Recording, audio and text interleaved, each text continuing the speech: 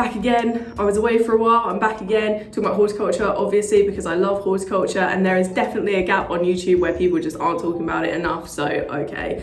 I need to fill that gap, and we're going to talk about how you start a career in horticulture when you just don't know what to do. You may be feeling sort of, if you're watching this video, you may be thinking, right, I do want to start something in horticulture. It might not be a full-on career, but it might be part of your career. And it's very interesting that in schools and colleges, you aren't taught that horticulture is a viable career. You aren't taught how to go about it. You aren't really taught how to get into vocational like skills colleges. All your friends just go off to a sort of academic college, and you're left thinking, that's not quite right. I don't know what to study. 4 A levels seems like a bit much. I don't want to go to university in the long run.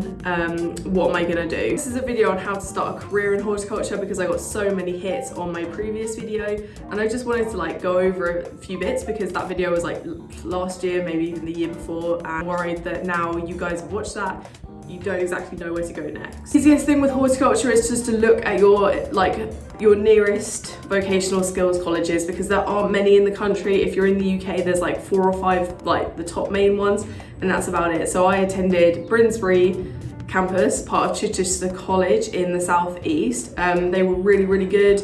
I learned a lot. You sort of start off in a group of like 20, and by the end it gets down to like 3 people that are left in horticulture, which is a bit scary because you really want those people to continue. But the people that are left remaining are super passionate about plants, and they will be your network for the beginnings of your network for the rest of your life. So make friends and enjoy it. There was a fee that came with the level 3 course, but it's all very manageable, and I suggest you just book an interview and go ahead and go talk to the teacher. Don't hold back because you feel you really can't afford it. There's ways that you can have your travel sort of subsidised. You can have different bits like subsidised for you. Payment itself is quite manageable, so and if you're under 18, you get it free, so don't worry too much about cost. It's worth it in the end, I promise. And your level 3 is a UK nationally recognised diploma, so you can then work and go ahead anywhere in the country with any sort of niche in horticulture that you want to. So I went down the self-employed gardener route, but you can then go on to study further, go to university with that. It gets you enough UCAS points to attend university, so just go for it. Of course, not everyone wants to go to college. It's quite intense, it's time intensive, it's labor intensive, it costs money. There are lots of different apprenticeships you can go for. There's the RAG scheme apprenticeship. There's different apprenticeships that I'm sure you could get on with Q or start volunteering for National Trust. Apprenticeships will be another video because they are one thing of their own. They are also really complicated, so I'll have to go into that separately. But yeah, there's always a different sort of either volunteer role or a paid apprenticeship or an apprenticeship role you can get with a large private company. As I said, I'm sure Q do a sort of lower based apprenticeship rate that you don't need to have gone to college for. And the National Trust, obviously they need volunteers, and big public houses that open their gardens as well, they will also have teams of gardeners. And I'm sure if you started there and got some experience that way, that leads on to different things, because horticulture is sort of this like unknown, there's no real set like way to train and learn, because like the biggest and best gardeners still haven't learned everything about it. It's this huge vast subject you need so much knowledge for, but don't be intimidated. So the way you learn isn't exactly necessary, it's just that you're showing passion and learning and enjoying it, and you keep moving forward. That's the important thing. You can study. There's also courses that you can study online. There's definitely a few different main websites I know advertised in the back of some of these gardening magazines, so it's worth getting one of those. I'll link any below that I can find that I think are reasonable. I have tried a few out before, so I'll let you know the ones I've used. They are good, but if you're going to study online or study with a vocational school because you can't, like a sort of open uni situation where you can't commute to and from the school, or you're doing it online, I'd really highly recommend you get practical horticultural experience no matter how you get it. So start an allotment with someone who has gardening knowledge. Help someone who already has gardening knowledge garden, but if it's something private, do it with a few people. So get different people involved, because horticulture is all about learning different skills from different people. It's not just doing something one way for the rest of your life. It's things change all the time, and you have to keep on top of these different things. Or start an apprenticeship separate to your RHS course, or work for a large private company or work for a private garden. The practical side of horticulture is just as important as the academic side of horticulture. Obviously everything you learn in theory you then put into practice, that's why it's practical. So you do have to know both sides, and I do find with gardeners who have just studied the academic side of things don't work with plants enough to know how they're gonna like react and things. There's often a problem with garden designers and it being disjointed to actual gardening, so they'll create this massive design work of art thing, not saying it's bad, it's incredible talent, and then they will just leave it, and it's been created, they've given the person the plans, and it either never comes through or they build it and then no one can ever maintain it and it goes south quite quickly. So you've always got to learn what plants are going to do in the environment they're going to go in, and the best way to learn that is by actually planting these plants and like raising them and propagating them and growing them yourselves. Obviously things like this don't have to be as big, you can just start gardening on like a windowsill.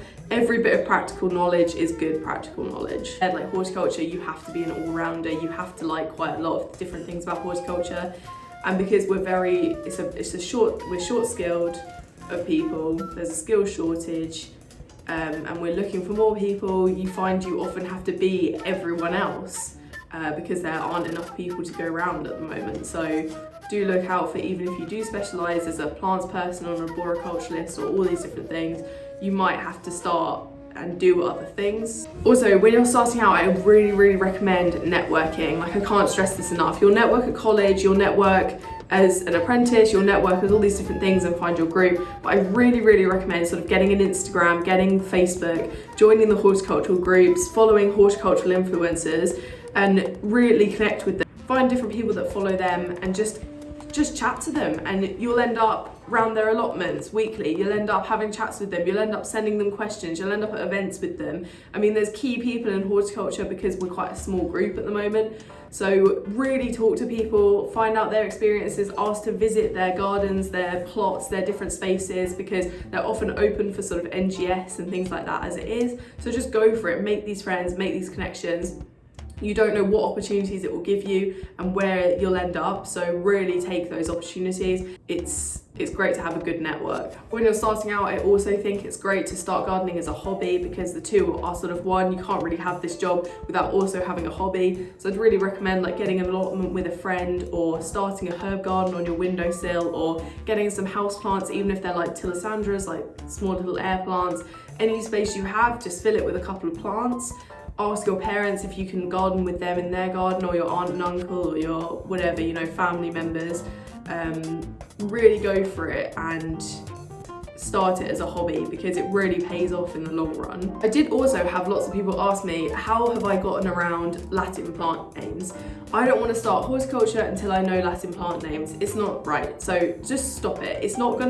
You're not gonna click with Latin plant names until you're 2-3 years in, I promise. In the beginning, it's so daunting. You're thinking, these words don't make sense, I can't add it up, I don't know what this plant is, I don't know what this plant is, no one's gonna know what I mean, I seem unprofessional. No. The people you're speaking to on a daily basis, they're not going to know what the Latin plant names are. Yes, it's really good experience to learn the Latin plant names, because it gives you a good idea about how the plant grows and etc. It gives you an idea on what the colour of the flower is going to be. There's different aspects to a plant made up in the name of the Latin name of the plant, so it's such a good skill to have and to learn it all, and to communicate with plant suppliers, etc. what exactly you want. It's really good to have the Latin names pegged down.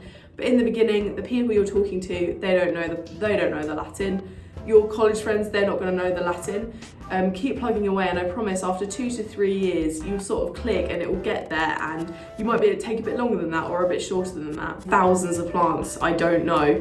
There's something like 400,000 perennials, and that's just perennials, so be kind to yourself, take it slowly, and just learn a few at a time that are the most important ones. You'll see a trend in gardens in your area about what plants are there. So if I walk down the street, I could probably name every plant in every garden, but it's purely because in this area, those are the plants that thrive. But if I went to a coastal area, I'd be like, God, I don't know any of these plants. Be kind to yourself, take it easy, and don't put any pressure.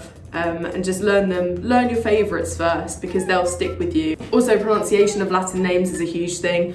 just listen to the radio, listen to the TV, listen to podcasters. Latin is a dead language. It doesn't matter how you pronounce it. So to like sum it up, horticulture is a really vast learning subject. You've got to really pace yourself. I'd say the most important things are starting it as a hobby, getting an Instagram like for your hobby and connecting with different like people in horticulture. Feel free to go on my Instagram and just follow who I follow because they're excellent people to follow. Don't worry yourself about Latin plant names, especially in like a non-horticultural setting, because the more practice you get at it, the easier it will click. And just enjoy it, and remember to find the little things you love about horticulture, have fun with it, and don't think of it too much as a grind because it can weigh you down. And remember that the best horticulturalists still don't know everything. There's still so much to learn. So just take it step by step and enjoy it as you go. And I'm having a great time. I'm like 5 years in and it's excellent, and I'm still learning more and more things. And if you do start a business yourself, remember that until you're about 5 years in like me, things are only just really starting to click, and I'm only just realizing these things now because I put so much stress and so much pressure on myself to start with that it just became an impossible learning curve. And I don't think I'd have done it unless I'd sat back and thought all these things to myself. I don't think I'd still be doing horticulture in this sense today. So yeah, find your network and make friends and just have fun.